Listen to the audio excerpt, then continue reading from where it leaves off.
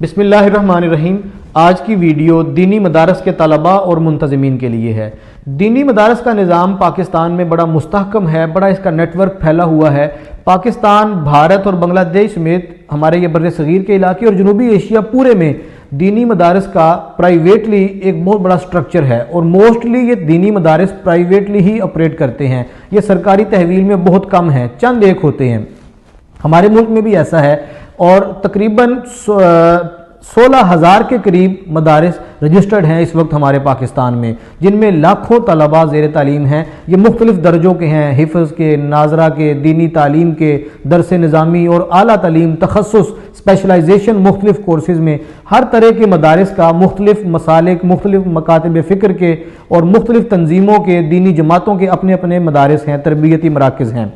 ہمارے ہاں پاکستان میں سابق صدر جنرل ضیاء الحق کے دور میں انہیں پراپر ایک قومی دھارے میں لا کے، تنظیمی نیٹ ورک میں لا کے حکومت نے ان پر توجہ بھی کی اور ان کے وفاق قائم کیے۔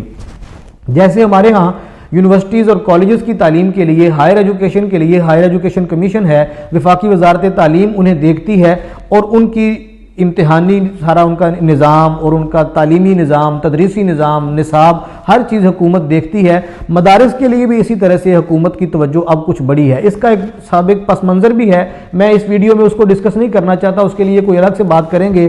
لیکن اب موجودہ صورتحال میں یہ کیا ہے کہ حکومت نے 5 نئے تعلیمی بورڈ قائم کیے ہیں، دینی مدارس کے نئے بورڈ قائم کرنے کا اعلان کیا ہے۔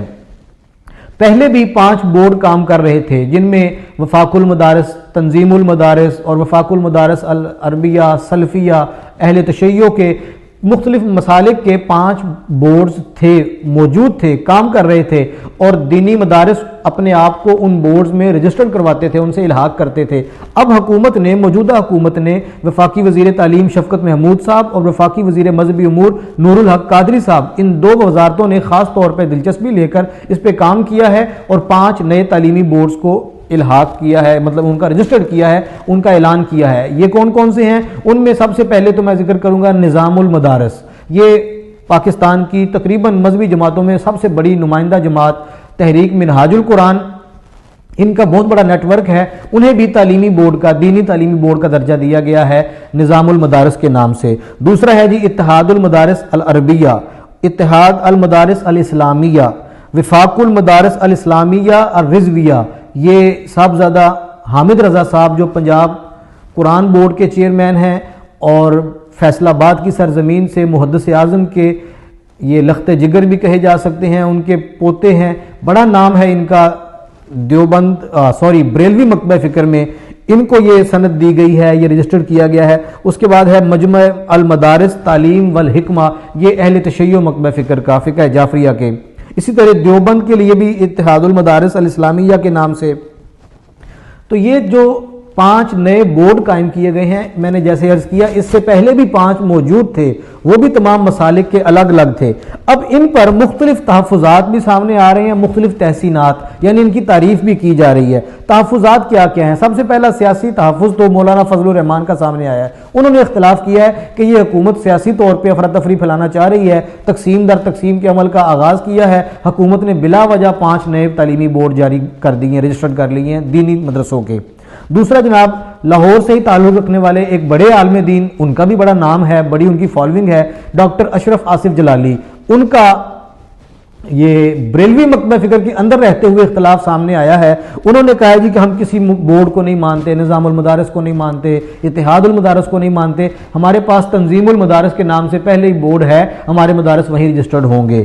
میں اس کا ذکر آگے چل کے کرتا ہوں۔ اس کے بعد کچھ اور بیانات چھوٹے سطح سے جو گلی محلے کے مساجد کے یا ضلع لیول کے مدارس کے لوگوں کے سامنے آ رہے ہیں، چھوٹی چھوٹی نمائندہ جماعتوں کے، کہ یہ عالمی سازش کا حصہ بنایا جا رہا ہے۔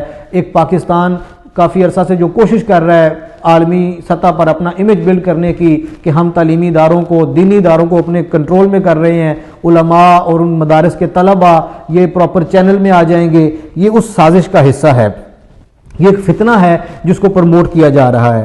اس کے ساتھ ایک اور چیز ایڈ کر لیجئے، منہاج القرآن، تحریک منہاج القرآن جن کو نظام المدارس کا درجہ دیا گیا، ان کا یہ سامنے ایک تحفظ آیا ہے، ایک اخبار میں بھی اور ایک ٹیلی ویژن چینل پہ یہ رپورٹ چلی کہ ان کو بریلوی مکتبہ فکر کے بورڈ کا درجہ دیا گیا ہے۔ ان کا یہ تحفظ اور یہ احتجاج سامنے آیا مختلف ذرائع سے کہ ہم کسی ایک مسلک کے نمائندہ نہیں ہیں۔ منہاج القرآن کی حیثیت یہ ہے کہ وہاں پر تمام مسالک کے لوگ اپنے آپ کو لے کے آتے ہیں، جمع ہوتے ہیں، یہ سب کی نمائندگی کرتا ہے، لہٰذا جو نظام المدارس ہے منہاج القرآن کا بورڈ وہ خالی بریلوی مکتبہ فکر کے لیے نہیں ہوگا، دیگر مسالک کے مدارس بھی اگر اپنے آپ کو بورڈ اس میں رجسٹر کروانا چاہیں تو وہ کروا سکیں گے۔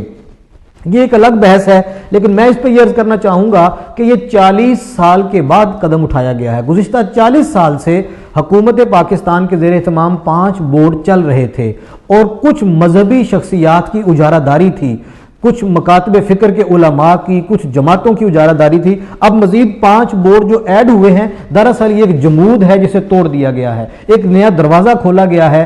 اگر ہم آج سے 40 سال پہلے کی بات کریں تو اس وقت دینی مدارس کی تعداد اور ان کے طلباء کی تعداد کتنی تھی؟ آج ایک تنوع آیا ہے، آج بڑھوتری ہوئی ہے، مدارس کے طلباء کا بہت بڑا ایک امپیکٹ ہے ہماری سوسائٹی کے مختلف شعبوں پر۔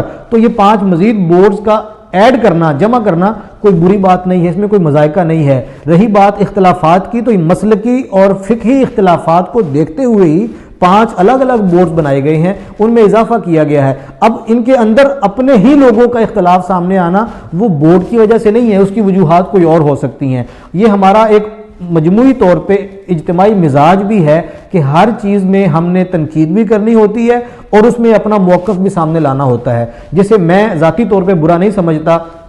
اس میں بھی حسن ہوتا ہے، اس میں بھی اچھائی ہوتی ہے، تنقید برائے اصلاح ہونی چاہیے۔ حکومت کا یہ ابتدائی اقدام ہے، بنیادی اقدام ہے، اسے اب مزید بڑھانا چاہیے۔ ان تعلیمی بورڈز کی مزید، اب یہ دیکھیے اس کا امپیکٹ یہ ہوگا جی، اس کے 16 زونل دفاتر بنیں گے، ان میں سرکاری ملازمتیں ہوں گی، ان میں بہت سی چیزیں مزید ایڈ ہوں گی، فوائد ہوں گے، انسینٹیوز ہوں گے، بینیفٹس ہوں گے۔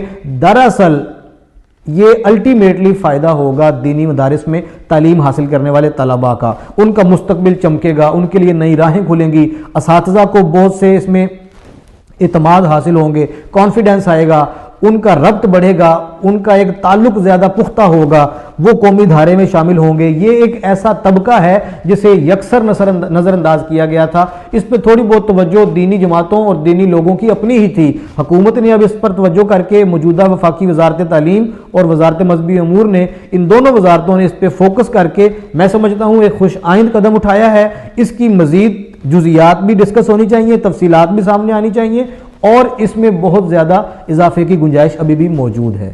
شکریہ۔